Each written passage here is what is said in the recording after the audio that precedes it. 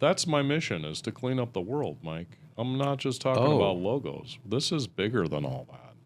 This is a mission to make the world a nicer place to live. And part of the... One pixel at a time. One bad logo at a time. It's a mission. Wow. Yeah. Get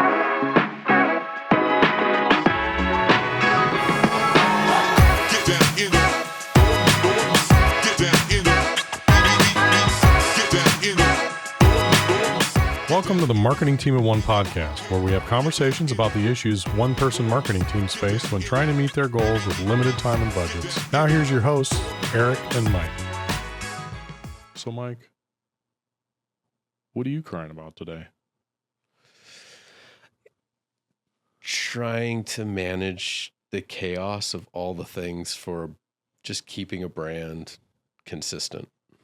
What do you mean by that? I mean, you just put a logo up there, you put it on the website, you're good, right?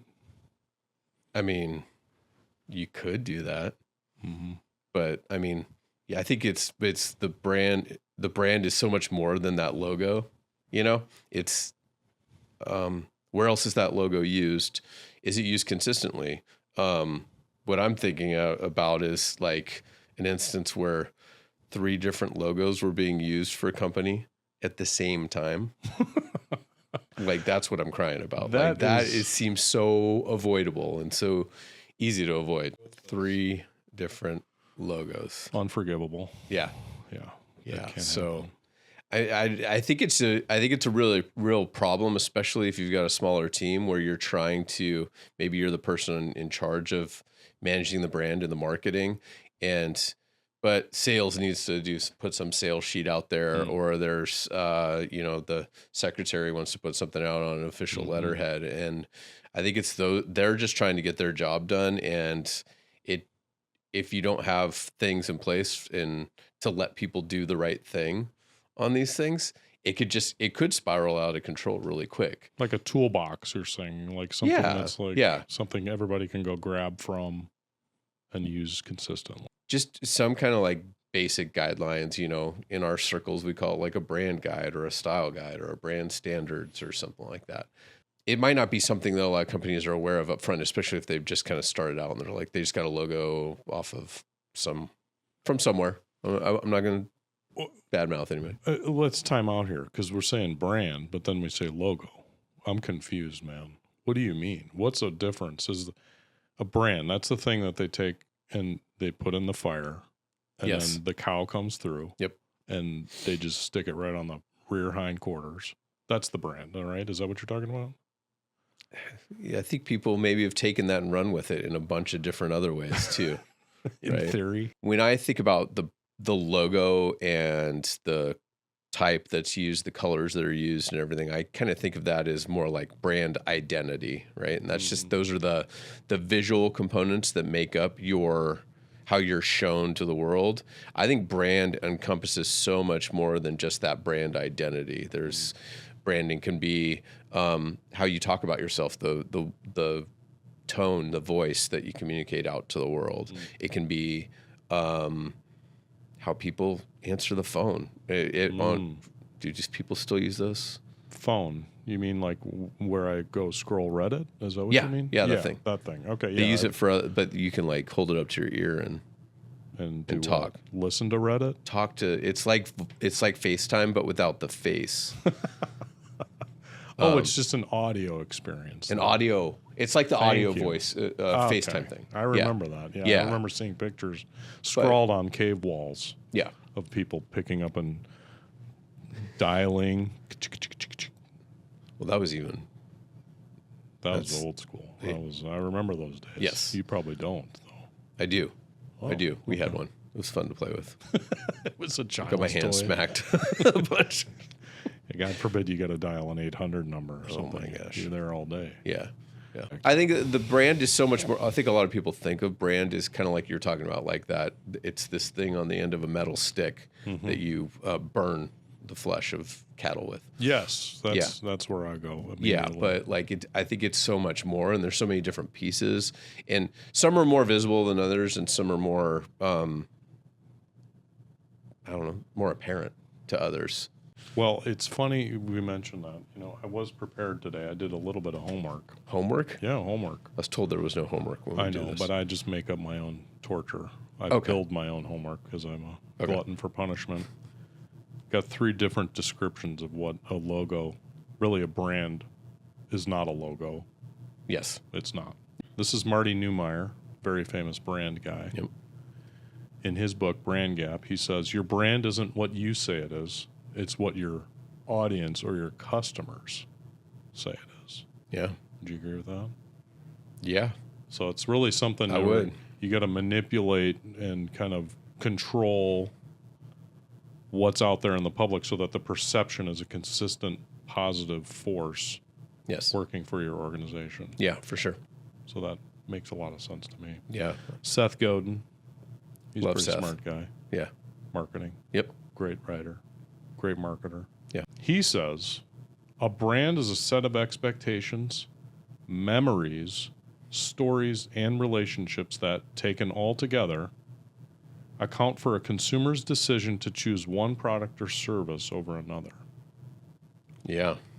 Who am I to question him? Right. Yeah. One sounds last great. one from the great American Stephen King, great American writer. Oh, Stephen yes. King. Yes. How did he What writes does he about have to say about He's brand? also chiming in on branding. Stephen King says a product can be quickly outdated, a product specifically, Yes. but a successful brand is timeless. Thought that Wow. was pretty good, right? That's interesting. So a brand is more Love. than a logo. It's everything that encompasses what represents your company. It's everything that's out there. It's voice. It's feeling. It's the impact that you have over your customers' decisions to buy things. So Yeah. just wanted to establish that right out of the. As you put together those definitions of what a brand is, think about how can a logo do all those things? No. The logo alone? Does the type that you're using on things say that? Do the emails you send out do it alone? No, it's kind of all encompassing, right? It's all the things you're doing, right? So when you think about it that way, and you think that not one person can do all that, not one person can be the full brand, right? Like, how do you could see how it could spiral out of control. Yeah, you real almost quick. need, and we used to call these people, and they're still out there, brand cops. Yes. And those brand cops exist within the organization to enforce the rules around a brand. Mm-hmm. So those are people that say, here, use this color, not that color. Or let me see that before it goes out. Let me see that email or whatever it is. So they're there to be the enforcer, the muscle. Yeah. Do you think those are people that are seen as creativity killers?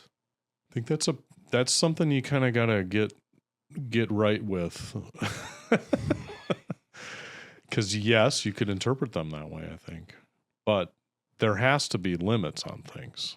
I mean, I think about it like it might be, if people are saying that kind of thing, that they're not really mature in their involvement or their skills or something like that. Because like, I think a brand, when you establish those things for your brand, they might at first glance seem confining, but like, I don't know. I think it's healthy to have some boundaries around things and structure and around what you can do. And if you can learn how to play within those things, it's actually less decisions you have to make, less roundabout, like trying to get the right thing going on. Like if it's something set up front, it kind of simplifies things down the road. How complex does this brand set of rules need to be? I think it depends on the scale and how many people you're trying to, and how many different areas you're trying to extend all those efforts to. But I mean, I think you could start relatively small, right? I think when we talk about brand identity, that's one of the I think it's probably one of the easier things to try and corral and put a few simple rules in place to make sure that things stay somewhat consistent, right? Because I think the big takeaway from all of those quotes that you said is you need to be consistent throughout. To build that type of thing, the brand that they're talking about, I think you need to be consistent, right? So having something small that you can work on to help promote that consistency, not not just for yourself, but for other people at the organization who are going to be using this stuff. If you could do the work up front, you can make it easier on yourself. You can make it easier for everybody on your team or in your organization to do the right thing too. And it overall helps elevate the brand. So there's strength in limits, is what you're saying. Yeah, absolutely. How many people are scared of the blank white page, right? Well, if you can give some things to work with that you don't have the blank white page, at least you got something to work with. That really helps. But Mike, I've got this special new deal. They just told me in the back room, I've got this new product that's really exciting. I mean, this has got to be we got to break out from the boundaries of what we're usually putting out there. This needs to be really different because it's so much better than everything else we've been producing, right? That seems like a complicated thing to unpack, especially if you don't have. That's another thing where like the consistency could kind of be broken. Well, that's I think those are the scenarios that I've seen where it's like, wait, no, this new deal, this new offer, this new market, whatever, we got to come out. We're using lime green for everything. Well, wait, our brand color is purple. No, this is going to be. Isn't that okay to do that? Or that, I think, what would you, as a customer or consumer seeing that, what would you think about seeing something that does that? I don't know. I'd weigh it pretty carefully. I'd weigh that against like, is this a short-term product? Is this going to be like transformable, or is this going to transform the business? Like this is where the company's putting everything into this product. This is a big deal. This is the future. This is how we see the future. Well, then maybe you might be a little bit more willing to let that lead a rebrand a little bit, or a realignment of things. Is it a flash in the pan thing? Is it how important is it kind of a thing? Yeah. Is this a limited time offer type thing? Well, no, I don't think that's worth changing things up. This is kind of evaluating the risk reward of all that, knowing that I think consistency is the most important thing. Yeah. Cause I think from my perspective too, it's really important to not confuse your customer, your consumer, your audience with something that's, even if it is something different, one way to think of it is, great, it might be a new something, but let's present it in this shell of our brand so that people feel safe and comfortable knowing this is still part of company, whatever, ABC. This is still under the management, guidance, control of this organization, but it is different. So it is something that's where I think that consistency of brand, color, type, all those things are very important because it gives you a playground. It gives you a sandbox to work in that is still tried and true and tested and put out there in public and consistently been put out there in public that then allows you to have fun within it. So I think that's one thing is that we need to make sure that you can still have fun and communicate that a little bit, but that description of what fun is with your brand is still within many of the guidelines that have been established. What are some of those steps that you would want to kind of explore as you're developing your brand? If you were an internal person tasked with kind of controlling the environment or reining everything in? I think the first thing I would do is do an audit of everything that we have out there. Like where is our, and mostly from a visual point of view, that's where I would lean towards a little bit because that seems a little bit easier to task as a solo person. I would do an audit of everything, like grab all the samples of everything, and see what's the common thread on these things, right? And then also just look at so here's the common thread behind it. Where's the strongest? Like, where's the strongest examples of those things? And I would start like highlighting, if I had 3 logos, which one of those is the best one? Which one's the cleanest? Which one have we used more than the others? This one's been used more. It may not be, so much of this could be subjective too, but is it used more? And is that what people recognize more? Because I think when things aren't, when you break from that consistency a little bit, even if it's like in little ways, people may not notice it right up front, but there's probably this like underlying tension that people might feel, or like, Yep. wait, something seems off about that. Is that a knockoff version of that brand that I'm looking at? Yeah. Is that like, Yeah. is that from a different, yeah. Oh, is there another Yeah. version of this, or right. another company with the same name, same color? Anyways, so I would do like an audit of all that stuff. And then what I would try and do is collect that into, if you don't have a style guide, there's a great place to start, right? Being able to, okay, this is our official logo. Mm-hmm. These are our official colors. This is the typeface we use. And I would start there and then put that into some kind of guide. I know there's hundreds of templates available. Just put some of those things in there and distribute it to the team, so they know how to make the good decisions, the right decisions on how to promote the brand consistency. The other part of it is I would take those elements that you've got and put them somewhere where they can easily be grabbed too. Like if you just lock it up in a PDF document, say, hey, use all this stuff, but it's still hard for them to find all those things. It's not on a shared, Google Drive or server or something like that. It's not going to get used either. So try and make it as easy as possible for the people to do the right thing. And it's important too to kind of think through all of the different applications of how you're going to be using that brand and where it's going to be living.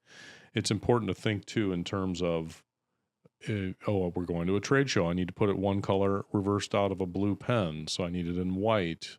I need, there's a lot of different scenarios that you need to think through that need consistency applied to that as well. So that even if it's a 4-color, full color logo and you translate it down to something that's very tiny and only one color, it still has that same feel as what your established brand is. Yeah.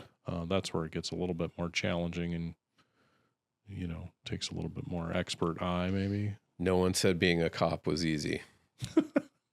So yeah, I mean, I think you're brand cop. You want to make sure that your job is as easy as possible. Getting things to people so they make the right decisions is really good. So you've got your type, you've got your colors, the correct logos in a bunch of different formats that they can use. So if they put it on a pen, if they put it on the website, make it easy to do the right thing. Yep. Right? Yep. So I think there, photos is another angle. That one can be a little harder because there's so much subjectivity and as designers, we have a gag reflex when we see obvious stock photos, right? Where it's like the business guy.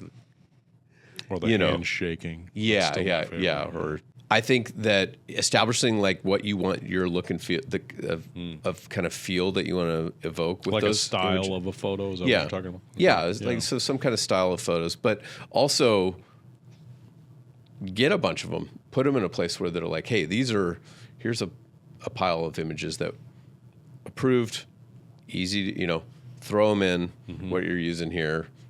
Here's a happy person with their kids in the right style.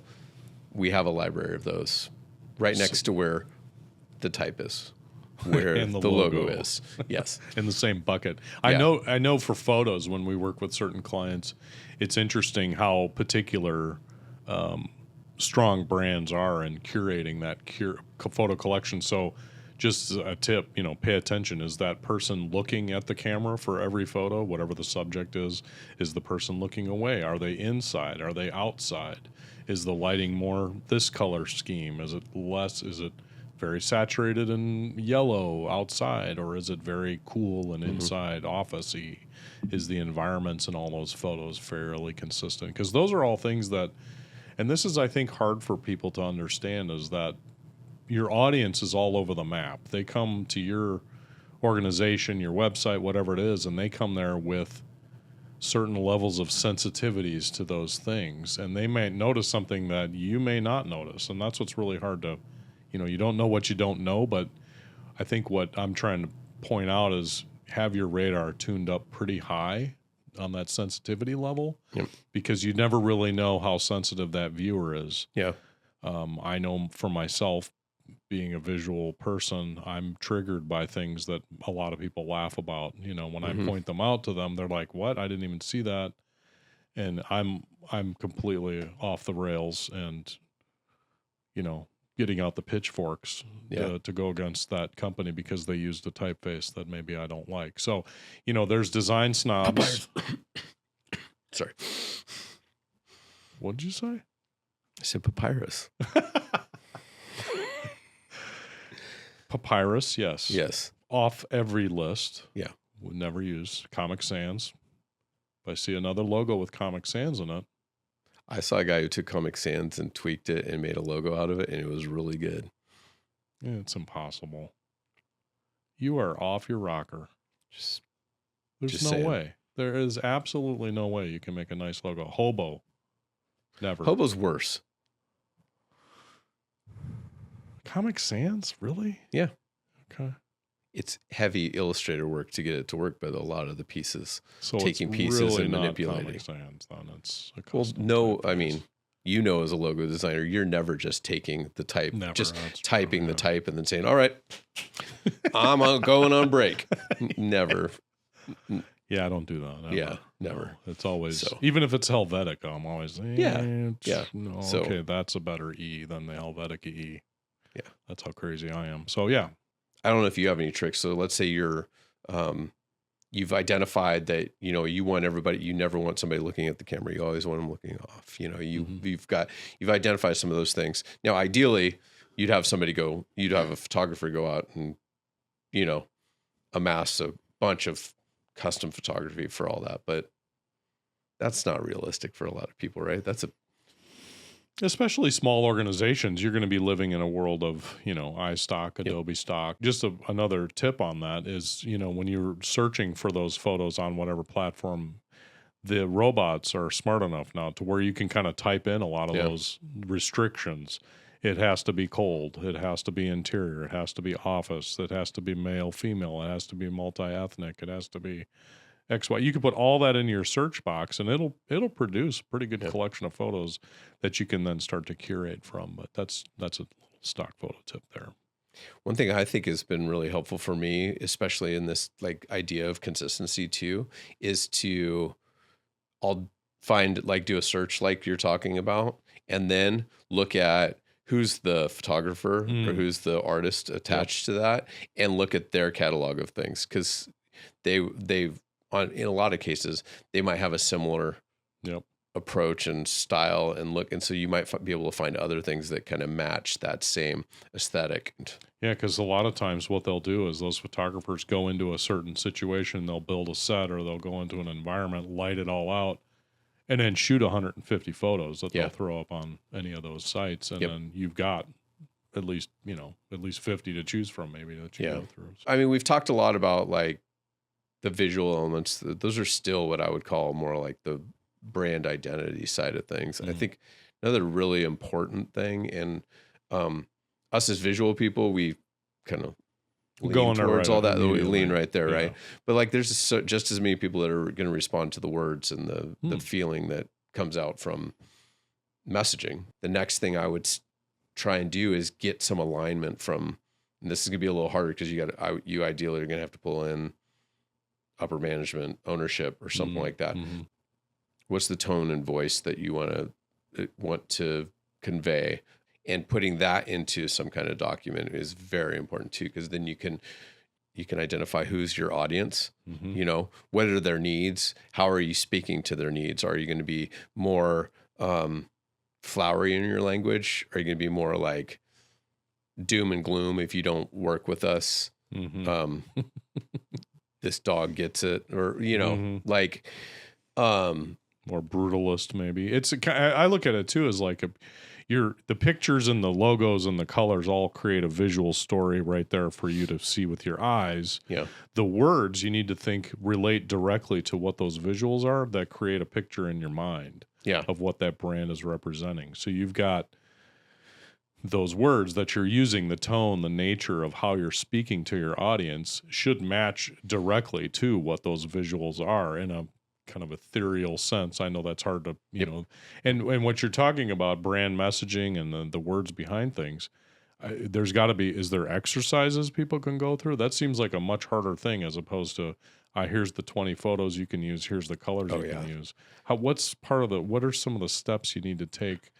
What have you seen success as far as, do you just say, we only use these 5 words, or like, how do you? Gosh, I think it's so much harder than, for me personally, I think it's so much harder because I think if you take the visuals out of it and you make people focus on the words and the messaging of things, people probably start paying a little bit more attention to it.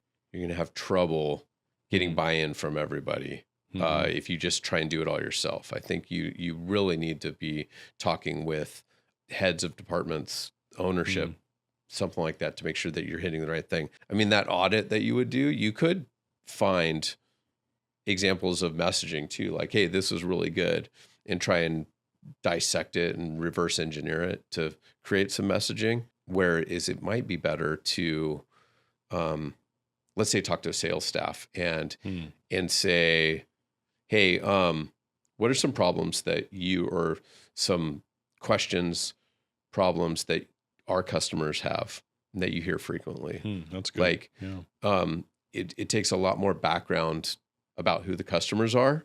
Right. And I think, and being able to respond to their needs and their wants, and then also maybe getting some more like demographic type stuff about who they are. Like, is our audience, primarily female, or is it primarily male? You want to have that kind of, build an avatar. This is that person that we're speaking a persona, something like that. If you don't have one, I think that's one of a really helpful thing is to start, and you don't have to get into I'm not a big fan of like the super deep personas where they say, hey, this is a 32-year-old female who likes listening to podcasts on the way in while she drinks her avocado smoothie and wears her, flip-flops everywhere she goes. Psychographic, I guess, is one of the words that it they gets use to describe that. I think it gets a lot. And for big companies, I think that's a lot more important. Like, getting some of those details can be very important. I'm not saying it's not valuable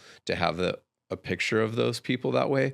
But I think for small businesses, I think if you can focus on who is the person, what are their big problems, what are their wants, what do they need? And then also think about, what does success look like for them? How do they like to be talked to? Yeah, you can start building that up. Yes. Yeah, like sometimes it's good to be funny. Like, if your product matches with a funny, then you need to focus and lean into that funny, I think, if that's part of what you're offering. Yeah. If it's serious and it's critical and it's medical or something along that line, you need to kind of, and your audience is that matches to that. Yeah. You need to be, using those kind of words and those language. Think in true terms too of like education level. And, when I speak before about logos and typography, I'm a design snob, so I may end up shopping or making buying decisions based a lot more on how things look and feel that match to my sensitivities, understanding that they probably hired a high-level graphic designer to do things because it's very evident in everything that they're putting out there. And so I respect that, and I'm going to reward that. Yep. What are your audience members doing? What do they reward in that same way? Maybe they don't care how things look at all, Yeah. In that sense, just try not to confuse them, and don't try to confuse them with the words that are mismatched to how your brand is as well. Totally. As an aside, it reminds me of the conversation we had about the place that you would refuse to go to because they paid no attention to this is the just, visuals. It's just, if you're going to start a restaurant, I'm going to just leave I'm not going to say more than that. I'm going to keep poking you. I think you might need to I'm not identifying them specifically, but they redid a whole giant building. I'm sure spent tons of money. They're in a neighborhood where I'm sure a lot of people will be tempted to go there.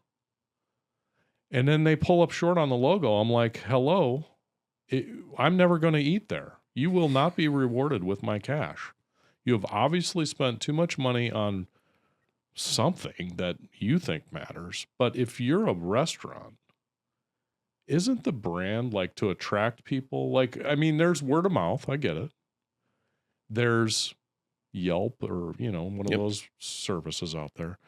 But if you're a new business or a new restaurant or something like that, and you've not invested in the building was beautiful. I mean, it's an amazing place. Here's the problem. I question their decision making if that's what they're going to put out there. Where else have they cut corners? But on the flip side, I've been sucked in by beautiful branding and the food is awful. Okay. I would rather them focus on the food. I think the whole idea behind a restaurant, especially a new one, is get people in the door first. Then it's, game on. But if you're going to start there, I ain't going. So I think one of the most entertaining thing that with clients that we do, and it's a fun exercise, and I think could be fun to bring in internally, is this thing we do called brand attributes. And we ask the client to brainstorm one-word adjectives that describe their business or how they want, in actually 3 different categories, like their voice, like how do they want the people outside of their organization to perceive them. Okay. So could be like energetic, thoughtful, knowledgeable, and these are a lot of the words that get thrown out. And so when I hear them speaking, whatever that means, those are the words that come to mind. It's like, they're energetic. Oh, they're experts. Okay. Quirky, something like that, right? Those are like different things and those ideally are things that starts creating the voice that you will draw people in. It's like a style of talk. And that could be really helpful, and it's a fun exercise. It might not take more than an hour with a team. You can gather a team together and go through some of those. We also, in our process, we go over how people feel when they are interacting with you, how you want them, how you want your customers to feel when you're in there, when you're delivering the product or service or something. You're eating that food. You're like, this makes me feel I'm in a good place. Yeah. Okay. I feel like I'm being taken care of. I feel, we do that. And then what we try and do is prioritize 3 of each one of those lists. And that gives us a really good idea of how their brand wants to be portrayed across their customer's journey with them. It creates that vision in their head, not a actual vision, but a feeling, a sensation in their head that is that brand that they want people to have when they're experiencing that organization or company. You might want to evaluate that against your brand identity stuff. Like our brand is, mostly black with little hints of red, but we want to be seen as bright and cheerful. Well, maybe there's a mismatch there. And that's a bigger problem to try and solve. But having that established, those are some really key pillars that I think you can help build up your brand. The other part of it is give those things to any copywriter, test what's being written against the voice and the feeling things, and that will be a good way to kind of promote consistency. I've even seen lately a lot of the AI tools will allow you to put in some of those brand voice type you can things. train so you can train it to so if you're relying on robots to write stuff for you or get a good first draft, you could get even closer to a good first draft because they'll be aware of some of the brand voice things that you're trying to put in there. That's really important. Yeah, I think that word part of it is a bigger challenge because it's so much.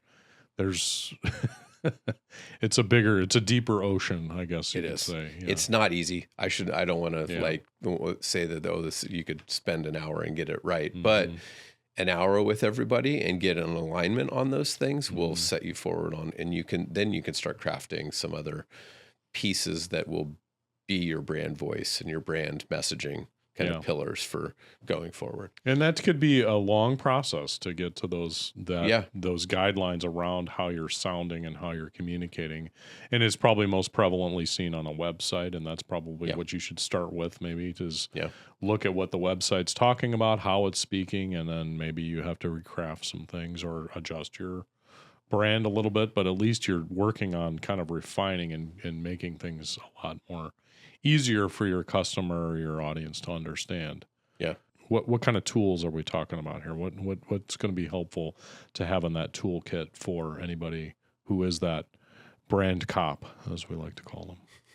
I think first and foremost, having some kind of shared document that everyone can look to, and that is filled out with everything that you've defined as being the rules for talking about your company or your brand, right? So there's you could do a bunch of searches. We have one that's available that you can download. That is a real simple version that you can put in your brand identity pieces, some of your brand messaging pieces.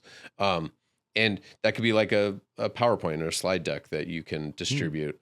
I've seen other things where there's like an online platform where you just build it all out. We could put a link in the show notes. I forget what it's called off the top of my head. In that kind of instance, you can not only show the rules, but you can also, for the assets that you want people to be able to download, you can link them directly there. So they see, hey, here's how to use the logo. Oh, here's a link to where I can download the logos and use them. So there's some great tools from that side of things. I think having a really solid shared drive structure, if you're in Google Drive, Dropbox, Microsoft's product, whatever, wherever your files are, where everybody's at. If you have a folder where it's clearly delineated where all the different pieces are that people can grab it, it's all about just making it easy for everybody else to do the right thing. I think that's a key. Make the decisions up front for everybody. And they'll probably thank you for it. There's not going to be a bunch of people who are like, oh, this is too confining. Most of the other people who are going to be doing this, the people who are going to chip away at your brand consistency, aren't intentionally doing it.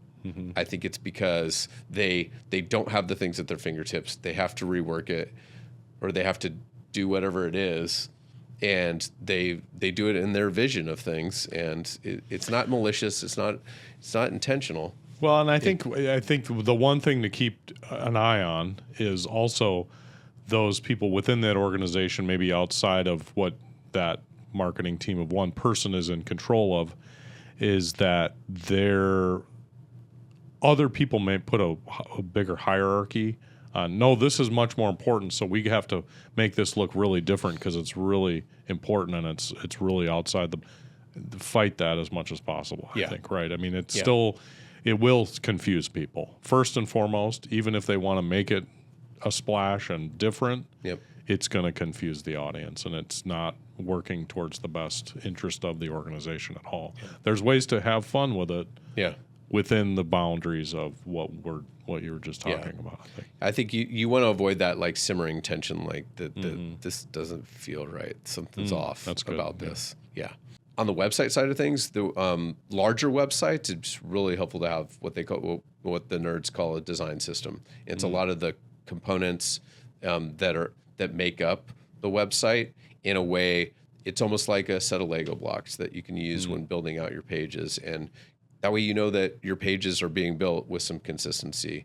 That's a huge thing. It's a big undertaking too, but it's really helpful. If you don't have a giant site, but you do have a small manageable site that you have to take care of, having a simple style guide that has all your headings, colors, headings with the font sizing and everything, that's a huge head start. And then you can go back to your shared folder on the server and grab the photos and the other pieces that. There's also, I think, what's great now is that a lot of these tools have been democratized. I'm thinking of like Canva templates. That might be something too. If you want to invest some time in building out, here's what maybe a sales sheet's going to look like. Here's what a presentation's going to look like. Build out those elements too. I know that when we've developed brand guides, we've done one sheet versions of them, all the way out to 150-page versions of them where we actually say, this is what the newsletter looks like, this is what an email looks like, this is what all of the elements in your communication system are going to look like. And that's a big ask for one person to build out, and it takes a very long time. But that just gives you an idea of exactly how robust some of these systems can be and how important they are. And I think if you are the brand cop, it would be helpful if you start seeing like ticketable offenses, so to speak, right? Like that you would that you could look at that and go, oh well, they're doing that because there's a need there. Like be able to be flexible and go, hey, you know what? Let me create a template for that. So and then kind of, and it's a little bit of like spot check or like fighting spot fires all Spot around, fires, yeah. But it can help. Overall, your brand will be better for it if you put in that little thing. All right. So it sounds like consistency is the biggest issue. I think it's the most important thing. Like I think the consistency with things can overcome a lot of other shortcomings with brand identity and brand. As long as you're consistent, you'll be, I think, Building in those limitations. Yeah. Making it, even if it feels boring, it's also going to provide so much more efficiencies within your organization to where you could probably empower multiple people on the team who are not part of marketing to maybe help build things even out. yourself. I like Mhm. watching cooking shows, but I'm not a chef, right? Mhm. Like most chefs don't like pull everything out and start like doing things and then throwing them into Mhm. they prep a lot of things up front. Like I get the feeling most of the day is prepping to be able to Mhm. for dinner time, right? So like think of your job that way as a brand copper, as the king or queen of brand, right? That you're prepping a lot of those things up front. And the reason why you would do that is you can be more efficient at your job Mhm. going forward. And you're not driving yourself crazy. Mise en place, I think is what they call Yes. Yes. that. Everything in its place. Yeah. Here's the chopped onions. Here's the tomatoes. Then when it's time to start cooking, Mm-hmm. you've got everything there. Boom, boom, boom. You're Yep. cooking, you're slicing, you're going, you're sauteing. Yeah. And then all of a sudden it's a beautiful, wonderful meal, even if the logo is terrible. Mike, thank you for a wonderful conversation about branding. This has been great. I'm dragging you to this restaurant. It's happening. No way. No way. I'm hanging on for dear life. All right. Thanks, Mike. Appreciate it. Thanks, Eric. This has been fun. Thanks, everybody. See you next time. Thanks for tuning in. For more information and other episodes, subscribe to the Marketing Team of One podcast on YouTube, Apple, or Spotify podcast networks. You can also chat with us on the r/Marketing Team of One subreddit or visit marketingteamofone.com to learn more.